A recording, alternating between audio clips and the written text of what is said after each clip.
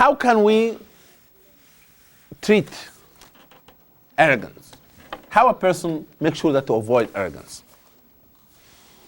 You have in your note here, I stated a list of things. The first way that to resolve arrogance or to clear ourselves from this arrogance, and by the way, I want just to tell you something. There's something different between ajab, ajab being pride, have this pride, being proud, and being arrogant. Ajab is that sometimes you become so proud of yourself, but you keep it to yourself. You think that you're good and this and that, but you do not go and tell people, I'm better than you, I'm going to do this. It starts as a feeling. That's why the beginning of it is ajab. And a person have to notice the symptoms, the signs.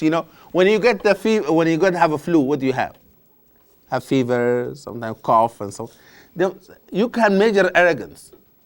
You can smell it. You say, Subhanallah, am I really bordering there? What am I doing?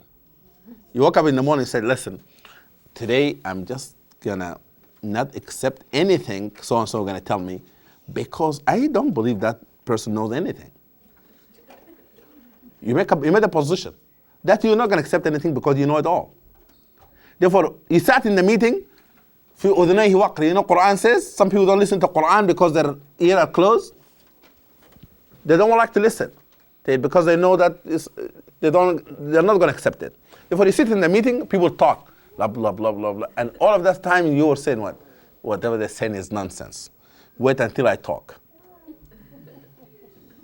Don't people do that? Even husband and wife sometimes, whatever you're going to say or whatever you're going to say, just I'm going to listen. But really, wait until I'm going to. That while your people are talking to you, you're thinking about what you're going to say to them. And that arrogance. You're not a good listener because you think that, why should I listen to you? Let me prepare my argument. And that's why people said, why are you saying this? Or sometimes you say what other people said. You see some people repeating each other. Said, I think so, but this is the same thing that brother said. No, it's a little bit different. It's not different. Why don't you humble yourself and agree with them? Period. But sometimes we reject things and so forth because of that feeling we have. Therefore, we need to notice it.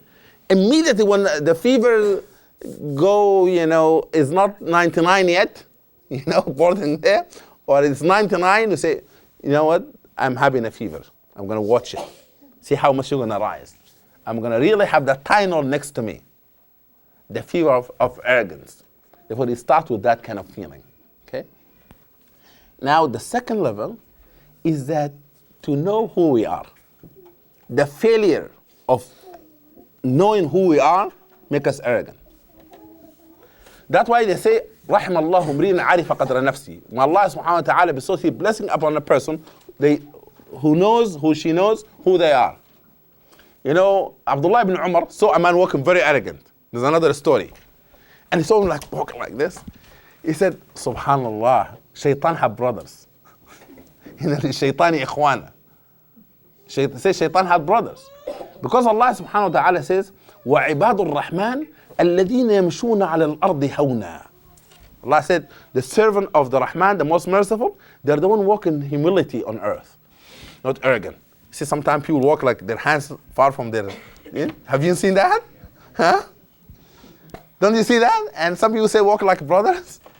You have to show off. The young people, you have to put your clothes down, drag it to the floor. You have to make sure that you stand up and you look at the person like this with the end of your eye, as if they're a fly there. Allah subhanahu wa ta'ala says the servant. You're laughing because you see that, huh? He says the servant of Rahman, the people who walk in humility. يمشون على الأرض هونا. Something very interesting about the Rasul sallallahu alaihi wasallam life. Rasul sallallahu alaihi wasallam, when he talks to the person, they say he was so shy of showing any kind of arrogance, as if al-khadra'u, talking about the lady, the lady في خدرها, al-adra'u في خدرها, as if a young lady. when he comes to talk. Why is that? But when he speak with what? With authority. But when you see him, he's very humble. Very humble himself. And that's why one time was sitting with his companions, sallallahu alayhi wasallam. A man walked in and said, Ayyukum Muhammad, which one of you is Muhammad? Sallallahu alayhi wasallam. I'm going to tell you of knowing oneself. Which one of you is Muhammad? Rasulullah said what? Sitting, didn't say anything. Abu Bakr the said, Hada Rasulullah. This is the man here talking to is Rasulullah. The man couldn't believe it. That is after Fath Makkah, opening of Makkah, Islam being dominant. And when people say Rasulullah name, Muhammad name, become very famous. The man starts shaking from the top to the toe. All of a sudden, shock come to him. You know what Rasulullah said? Believe me, if this was another president or a king, he will be laughing. He was scared. Rasulullah said, Hawwin alayk. Come down. Why is that? والله ما أنا إلا ابن امرأة كانت تأكل القديد. He said, don't shake before me. I'm nothing but a son of a lady that used to eat dry bread with water, not even stew. That was her food. I'm not a king. هون عليك. Don't do that. Come down. Rasulullah knowing oneself. Allah subhanahu wa ta'ala even reminded him not to become arrogant. What did he say? Allah subhanahu wa ta'ala in the Qur'an? وَالضُّحَى وَاللَّيْلِ إِذَا سَجَى مَا وَدَّعَكَ رَبُّكَ وَمَا قَلَى وَلَلْآخِرَةُ خَيْرٌ لَكَ مِنَ الْأُولَى وَلَسَوْفَ يُعْطِيكَ رَبُّكَ فَتَرْضَى. Allah will give you until you become pleased, will satisfy completely. Then reminding him, أَلَمْ يَجِدْكَ يَتِيمًا فَآوَى. Did he find you an orphan and he give you shelter? يَتِيمًا فَآوَى وَوَجَدَكَ عَائِلًا فَأَغْنَى. And he found you a man on need and made you self-sufficient. عَائِلًا فَأَغْنَى وَوَجَدَكَ ضَالًّا فَهَدَى. And he found you a person looking for guidance and he set you in a straight path. Then what he said? Therefore, فَأَمَّا الْيَتِيمَ فَلَا تَقْهَرْ. Don't oppress the orphan. وَأَمَّا السَّائِلَ فَلَا تَنْهَرْ. Don't neglect people who are in need. People come and ask you. Don't be harsh to them. وَأَمَّا بِنِعْمَةِ رَبِّكَ فَحَدِّثْ. Knowing him to remind him of who he is. Allah subhanahu wa ta'ala reminded all human beings, who they are. A man came to Rasulullah. He got a dry bone, Yunus. He was walking beside a grave. He took a dry bone of a human being. He found Rasulullah sitting. He made it like this in ashes. And he threw it in the lap of Rasulullah. He said, Ya Muhammad, ataz'um anna Allah yuhyi hadha? Oh Muhammad, you claim that Allah will bring this ashes back to life? How comes? He will not be able to do that. Talking to Allah, saying Allah will not be able. Allah responded to him in Surah Yasin. أولم يرى الإنسان أنا خلقناه من نطفة فإذا هو خصيم مبين. Doesn't the man see, human being, that will create him from this drop of liquid, the sperm and an egg, and then become this man who argue and deny خصيم مبين وضرب لنا مثلا ونسي خلقه. He gives this example and he forget his beginning, his creation. ضرب لنا ونسي خلقه. Because human being always will forget that. قال من يحيي العظام وهي رميم. He said, who bring ashes back to life? قل يحييها الذي أنشأها أول مرة. Say the one who created the first time, he's the one who can bring it back to life. وهو بكل خلق عليم. He knows all his creation. Allah subhanahu wa ta'ala says in Qur'an, أيحسب الإنسان أن يترك سدى. Does man think that he will be left with no guidance, with no accountability? ألم يكن نطفة من مني يمنى. Wasn't the man begins, human being started, human being, mankind, humankind began with this liquid of a sperm and an egg? نطفة من مني يمنى ثم كان علقة, then become a cult. Ultrasound make us feel amazed. who have children in this room? If you have any picture of ultrasound, keep them. So that if your son or your daughter, may Allah protect you and protect them, open their mouth, said, I this and that, said, listen, that's what you used to be. You know? You need to humble yourself.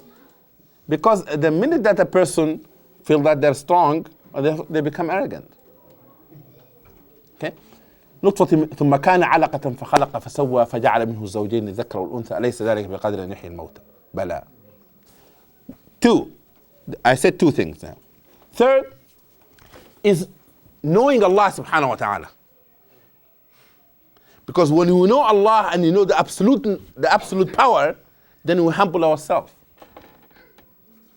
When we become overwhelmed by thinking about His power, then we humble ourselves. We don't become arrogant. When you think Allah subhanahu wa ta'ala has all the power in His hand, the one who can give life and take life, then we become what? We become humble. That's why Rasulullah used to say what? When he used to swear, he used to say what? وَالَّذِي نَفْسُ مُحَمَّدٍ بِيَدِهِ. Rasulullah, when he used to swear, he said, I swear by the one, the soul of Muhammad in his hand. What a beautiful way. وَالَّذِي نَفْسُ مُحَمَّدٍ بِيَدِهِ. That we need to relate to Allah subhanahu wa ta'ala power. Fourth, that we should not promote arrogance. People become arrogant. We cannot feed the arrogance of people. A person who is arrogant don't say, yeah. And that's why, you know why dictatorship become dictator? Because have people around them said, you are the right. Everything says. And he would say the most unwise things. And somebody said, absolutely right. You are correct. He called him for destruction and people said, you are the best. You don't, you can make it. They have him live in an illusion. And that's why the king of Saba, the queen of Saba, see, the queen of Sheba, they call it, queen of Sheba, when Sulaiman alayhi salam sent her letter, she said to the people, listen. This beautiful letter, first of all. This man asked to submit, what should we say? The people said, well, we are powerful people. See the army always think like that. We're going to fight. And that's why when the dictator become an army man, that's a terrible thing. He said, we're going to fight. She said, no. The wise thing to send him a gift first. Then we'll see what will happen. The second she said, what she said? She said, إن الملوك إذا دخلوا قرية أفسدوها وجعلوا أعزة أهلها أذلة وكذلك يفعلون. She said, the kings, when they come to any land, they will humiliate the people. They bring the people on the top to the low. Therefore, we should not do that. You know? She was a wise woman. She did not listen to the people around her. Therefore, it is important that we will not feed the ego of arrogance. We tell them who they are, give them a proper advice. And that's why Umar ibn Khattab radiallahu anhu said that رحم الله امرئ أهدى إلى عيوبي. May Allah bestowed His blessing upon someone who tell me my shortcoming, mistakes. Finally, brothers and sisters, and then we conclude this class, in order for us to free ourselves from arrogance, we need to have someone check on us, remind us. Someone who's genuine. Someone who's genuine. Be around some people who are genuine, to give you a sincere advice. Do not pick up some people who say good things about you. Make sure, if he give me one advice and told me that, Brother Magid, your pronunciation of English is not that clear, then I said, I'm not going to talk to Yunus anymore. I have to really to talk to him. That who's going to tell me good things. Zakaria and Ibrahim always tell me, oh, you're beautiful, your speech is nice. Therefore, I'm going to listen to those people. We should avoid that. The person who gives us advice is better than someone praising us always. That will help us in this life and life to come. Finally, we have to remember that the life of life to come is the real life, not this life. We should not become fascinated by power in this life, by wealth in this life. لا يقرنك تقلب الذين كفروا في البلاد متاع قليل. Don't become fascinated with power and wealth and the glory of people. This for a little while. How long it is? Who was now in America, they say people have been living longer now. I just was giving a lecture the other day to a group of retired people. And I was told that, alhamdulillah, the community is growing of retirees. How long a person can live maximum in America so far? 150? Have you seen anyone live 150? No. 100 what? 120. And that is the maximum. Therefore, if you see anyone living in glory, it's 120. But it's not all 120. The last 20 is the eyes does not see well, the ear cannot hear well, a person walking very difficult. The last 20, just give it that, yani. Other 100 say very powerful, very physically fit, all the 100. متاع قليل. It is for a short time. And then all of us will come back to Allah subhanahu wa ta'ala. Therefore, I want to remind myself and you that having those things, put things in perspective, give them what the actual estimate of what they are, make us humble. Allah subhanahu wa ta'ala gives us humbleness, and I will allow 3 or 4 questions. If you, I think it's Isha being called or not yet? Huh? 9:30. You have any questions?